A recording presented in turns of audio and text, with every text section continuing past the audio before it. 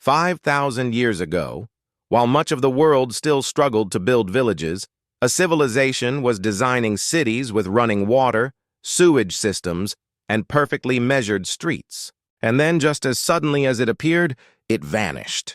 Deep in the plains of South Asia lie the ruins of Mohenjo-daro and Harappa, once thriving urban centers of a forgotten world. When archaeologists uncovered them in the 20th century, they were stunned. These weren't primitive settlements.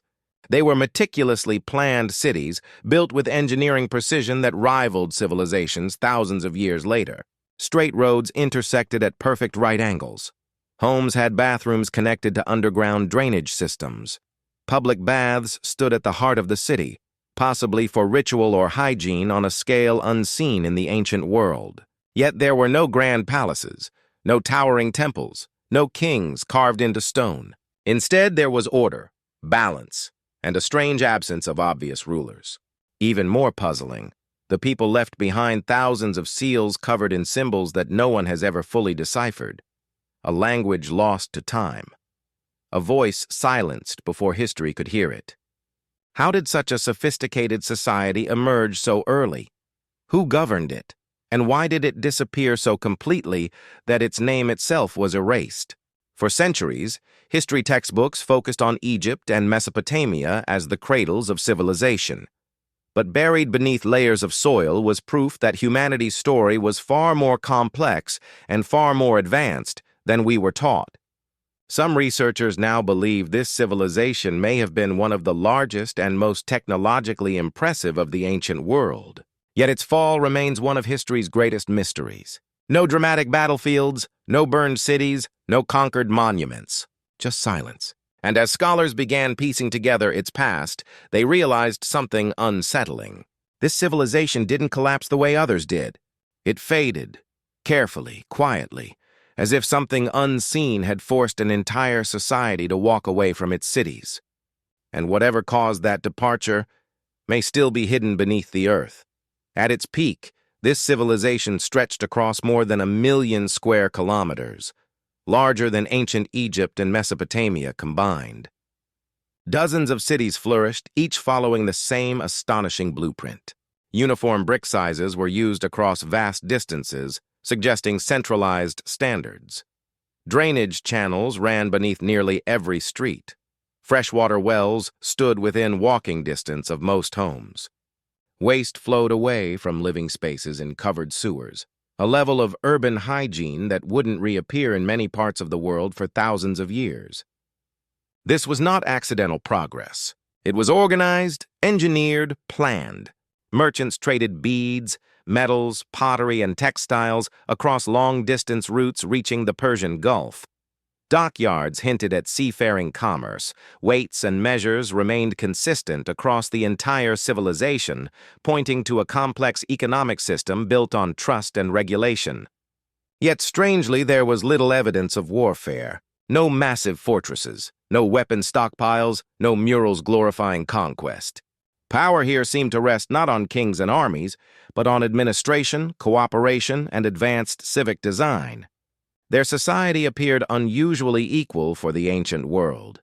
Homes varied in size, but not in extreme wealth gaps seen elsewhere. Even large buildings blended into the city rather than towering above it. It was a civilization built on systems, not rulers.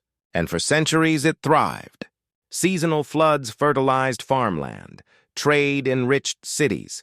Knowledge passed through generations of engineers and planners who understood water flow, architecture, and public health in ways far ahead of their time. But beneath this stability, subtle changes began to appear. Rivers slowly shifted their paths.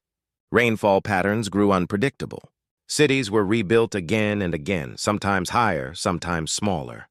And evidence shows that populations gradually began drifting away from urban centers. The order remained, but the balance was breaking. Something was changing in the environment, or in the society itself.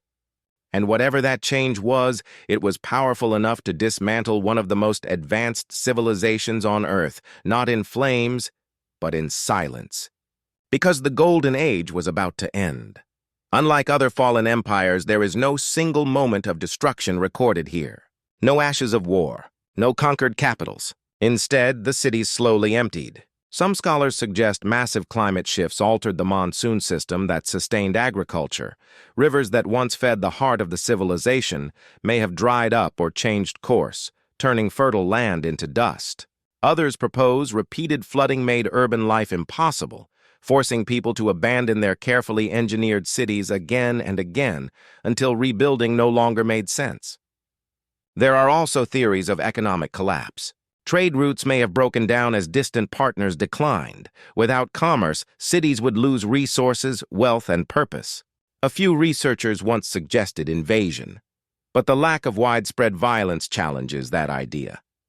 No mass graves, no burned layers of destruction, no clear signs of conquest.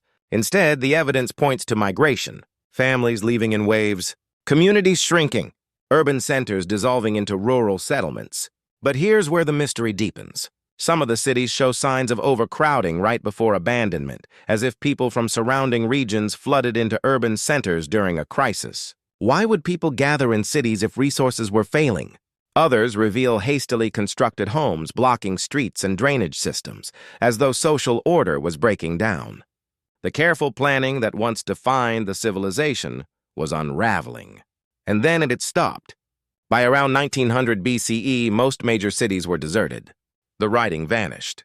The urban system disappeared, and a civilization that had once rivaled the greatest of the ancient world slipped into obscurity. But there is a troubling question that remains unanswered. If climate alone caused the collapse, why did nearby cultures survive? If migration was gradual, why did their language and identity disappear almost completely? It was as if the civilization didn't just fall, it was erased.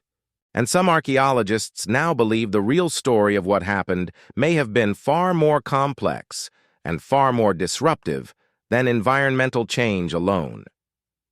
In recent decades, new research has begun rewriting what we thought we knew. Satellite imagery has revealed the traces of long-lost rivers once flowing through the heart of the civilization, suggesting entire urban networks were built around waterways that no longer exist.